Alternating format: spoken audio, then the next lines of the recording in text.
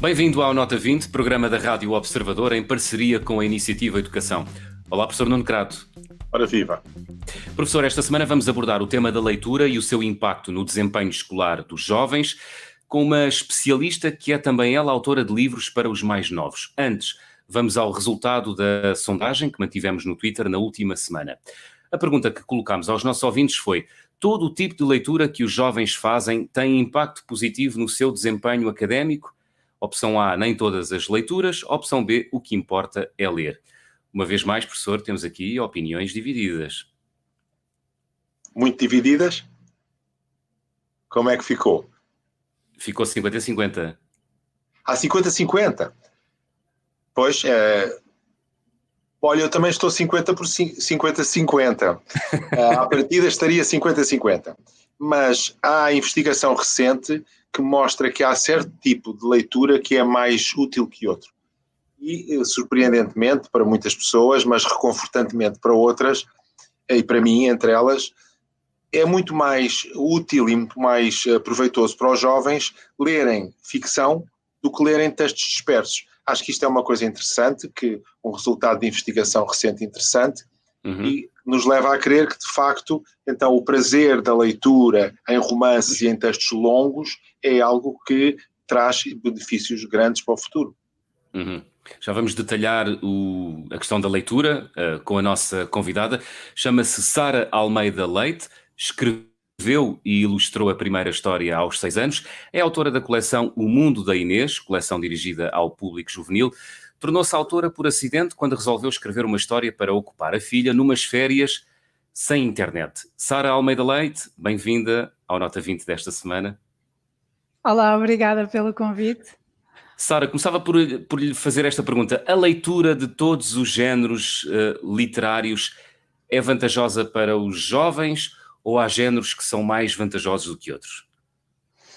À partida, se pensarmos já nessa expressão géneros literários, eu diria que sim, que todos os géneros literários são igualmente vantajosos. Porquê?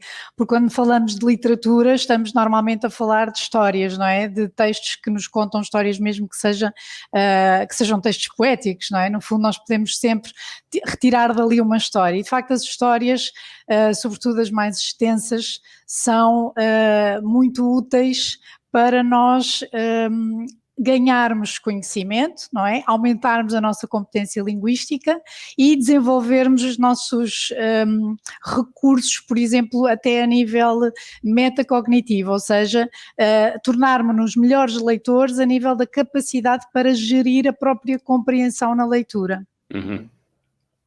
Mas há géneros que se apresentam como mais vantajosos. Por exemplo, a ficção. Ler ficção não é a mesma coisa que ler banda desenhada, ou é?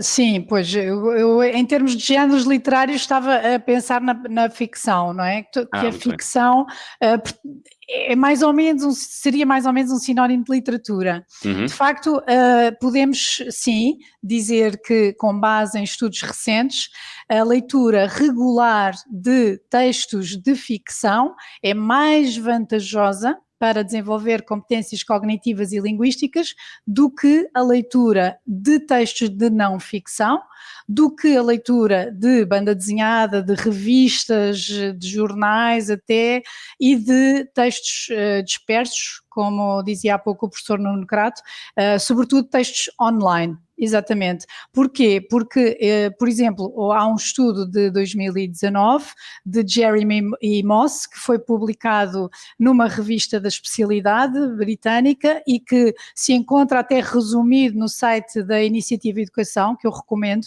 aliás, entre esse e outros artigos, para termos uma ideia do que é que realmente se tem concluído nas investigações sobre este assunto. E o que é que acontece?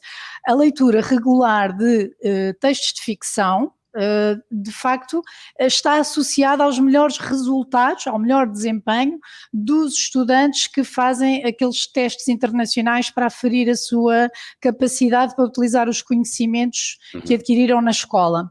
Como, por exemplo, o teste PISA. Quando diz desempenho, é o desempenho académico. O desempenho no sentido de ser capaz de aplicar os seus conhecimentos e as suas competências em novas situações. Portanto, os testes como o PISA não avaliam propriamente a capacidade de memória, não é? Não é uma questão de recordar, de papaguear, digamos assim, o que se aprendeu de uma forma passiva. É antes um teste que permite aferir se os estudantes, os jovens de 15 anos, são capazes de aplicar aquilo que aprenderam de uma forma mais ativa, em situações Sim. novas. E, nesse sentido, há essa conclusão muito clara de que os que leram textos de ficção por gosto, por iniciativa, são os que apresentam melhores resultados, por exemplo, no teste PISA. Se me permitem tentar esclarecer aqui 2 ou 3 coisas rápidas sobre isto. Há vários estudos internacionais que são regulares, ou inquéritos internacionais que são regulares, o mais conhecido dos quais é o PISA. O PISA faz de 3 em 3 anos, é feito pela OCDE e incide sobre 3 áreas, sobretudo, que são a leitura, a matemática e as ciências. E este último ano, que foi 2018, o último ano conhecido, incidiu sobretudo sobre a leitura. E, portanto, dá-nos muitos dados sobre a leitura. Outros inquéritos que existem, como é o caso do Teams, são inquéritos que incidem mais sobre os programas, portanto, estão mais ligados aos programas, mais aos conhecimentos curriculares.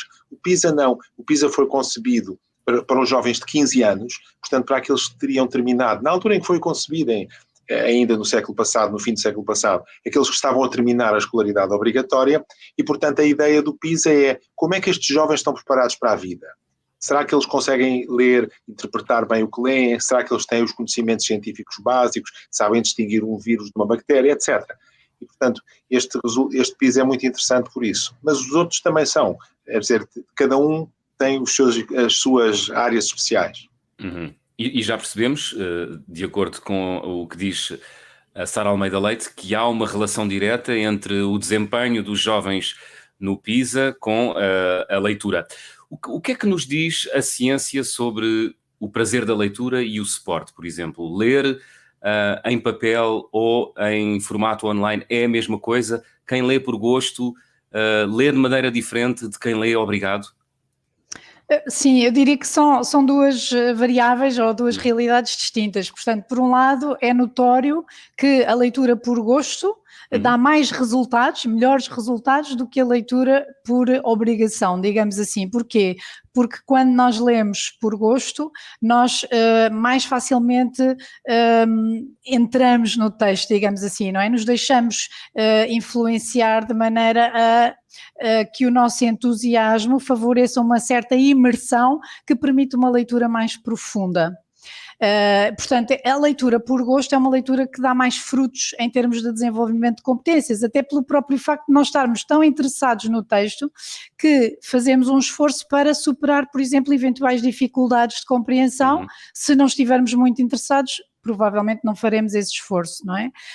Por outro lado, a questão do suporte, de facto, também tem sido estudada, não é? No sentido de perceber se as pessoas leem melhor ou se percebem melhor o que leem em papel ou num ecrã, e o que também se tem concluído, portanto há vários estudos que apontam para isso, é que a leitura em ecrã é uma leitura mais superficial. Portanto, quando os leitores leem em formato digital, tendem a fazer uma leitura mais imediata, mais rápida, porque estão normalmente à procura de uma resposta para uma questão que têm, não é? E, portanto, assim que encontram a resposta, consideram-se satisfeitas e a leitura não é muito aprofundada nesse sentido, portanto o papel favorece uma leitura mais aprofundada. E depois há aqui outra questão que eu acho que é muito interessante e digna de referência, que é o facto de os leitores que preferem o ecrã serem mais autoconfiantes e até demasiado autoconfiantes, portanto têm tendência a pensar que perceberam melhor do que se calhar perceberam. Os que preferem o papel não são tão autoconfiantes, isto também está na literatura que tem estudado esta questão. Depois também, Sara, só um parênteses muito rápido. Há aqui uma coisa que julgo que também é importante nestes estudos todos, que é o papel é sobretudo bom para quando se está a estudar uma matéria, ou seja, para um manual escolar é muito melhor o papel, porque a pessoa pode olhar, pode voltar atrás, tem uma ligação diferente do que tem no ecrã. e, portanto, para os nossos jovens, acho que isso é uma lição interessante, quer dizer, ler notícias online, tudo bem, etc., mas se é para estudar, então é bom um livrinho, um papel, um lápis, etc. Uhum. Falámos do gosto e do suporte, o que nos leva à pergunta se é possível desenvolver o gosto e o prazer pela leitura, e como é que isso se faz? De facto é um bocadinho difícil. É a pergunta do $1 milhão. É difícil porque realmente exige a motivação intrínseca, não é? Uhum. E a motivação intrínseca não é qualquer coisa que se possa fazer surgir nos outros. Uhum. Só Então, podemos fazer isso em relação a nós. Dou a volta à pergunta. Vamos da família para o indivíduo. Por exemplo, pais que leem muito são mais propícios a desenvolver o gosto pela leitura junto dos filhos, ou ao contrário, os filhos seguem o exemplo dos pais ou têm tendência para seguir mais o exemplo dos pais? Seria desejável, mas não necessariamente. Aqui o que de facto faz já alguma diferença é a leitura para os filhos, não é? Não é que as crianças que vejam os pais a lerem para eles próprios em silêncio, mas crianças que tenham pais que leem em voz alta para os filhos, de uma forma expressiva, histórias que sejam do seu agrado. Isso, sim, é efetivamente uma boa medida para tomar desde muito cedo. Quanto mais cedo, melhor. Portanto, No o ritual de contar uma história para adormecer, por exemplo. Não necessariamente para adormecer, eu diria, mas sim, se for para adormecer, que seja, mas não necessariamente. Pode ser em qualquer altura do dia. Porque quando nós contamos para adormecer, nós queremos é que as crianças durmam, portanto queremos que aquilo acabe o mais depressa possível, e eu acho que não é muito boa ideia, se nós queremos desenvolver o gosto pela leitura, não é muito boa ideia fazê-lo quando ao mesmo tempo queremos que as crianças adormeçam. A mim não me parece assim a melhor altura do dia, mas se os pais só têm essa altura do dia para ler para as crianças, então que a aproveitem, sem dúvida. Até porque, há aqui um dado particular, o gosto pela leitura é genético. Também, o gosto por estudar, em geral, não é? O gosto por adquirir conhecimento, diz a literatura também, portanto, os estudos sobre esse assunto, que é herdado, pode ser, se não me engano, em 40% pode ser hereditário, pode ser genético. E, portanto, nesse sentido, a diferença que faça ou não os pais lerem ou darem um bom exemplo é relativa, não é? Podemos pensar que seja boa quando há pais que leem, mas também não devemos pensar que quando os pais não leem, os filhos não irão ler, porque eles podem ter essa apetência por eles próprios, não é? E o facto de os pais não lerem não os influenciar. Mas claro, é sempre bom ajudá-los, quer dizer, porque a genética não é propriamente determinística, ou seja, se nós lermos mais, temos uma influência mais positiva, não é? Sobre depois também há o acesso, não é? É preciso que os jovens leitores tenham acesso aos livros, porque senão, se eles não tiverem acesso, por exemplo, a uma grande diversidade de géneros, para poderem escolher os que mais lhes agradam, não é? Aqueles com que mais se identificam, eles não vão conseguir alimentar a eventual fome que tenham de leitura e de conhecimento inicialmente. Ajuda, por exemplo, a crescer numa casa cheia de livros ou com muitos livros? Eu acho que sim, eu diria que sim, quer dizer, se a casa não tem livros nenhuns, é muito mais difícil que a criança se entusiasme pela leitura. Eu fiz essa experiência com a minha filha. Eu acho que resulta. Eu tinha uma estante com livros ao nível do chão e, portanto, ela ainda nem sequer conseguia andar, mas já conseguia tirar os livros da estante e folheá-los, não é? Não conseguia ler, nem pouco mais ou menos, mas aquilo eu quero acreditar que foi uma boa estratégia para que ela se entusiasmasse pela leitura e, de facto, entusiasmou-se muito pela leitura. Talvez tenha sido graças a esse acesso fácil que tinha quando ainda era tão pequenina. Sara Almeida Leite, muito obrigado por ter vindo ao Nota 20 esta semana. Nada, foi um prazer. Professor Nuno Crato, notas finais das ideias que escutámos aqui nos últimos minutos. Bem, são ideias muito ricas, mas deixe-me talvez começar por uma coisa importante, é que para ter prazer em ler é preciso ler bem, e por isso a fluência da leitura é o primeiro passo, e nós temos um programa nesse sentido, que é o programa AZ, ler melhor, saber mais. À medida que as pessoas desenvolvem, que os jovens desenvolvem fluência, torna-se mais fácil ler e, portanto, Sendo mais fácil ler, mais fácil é desenvolver o gosto pela leitura e tudo, com tudo o que isso traz, com o vocabulário, com o contacto com situações diversas, etc., com um mundo novo que tem. Eu acho que, além disso, há outro aspecto aqui muito interessante que vale a pena focar outra vez, que é o aspecto da literatura. A literatura tem um efeito sobre os jovens que lhes permite ganhar muito maior conhecimento do mundo e muito maior fluência ela própria na leitura. Portanto, a literatura tem um efeito bom sobre a própria leitura, que acho que é interessante e é reconfortante. E, finalmente, esta discussão sobre o papel versus a internet. Nós às vezes pensamos que o computador, ou o computador em geral, o computador tem grandes vantagens e tem grandes vantagens, mas há coisas para as quais o bom velho papel continua a ser o melhor meio. Muito bem, e o próximo programa é sobre o impacto das férias de verão na aprendizagem da escrita. Vamos ter como convidado Luís Querido, neuropsicólogo e doutorado em Psicologia Cognitiva.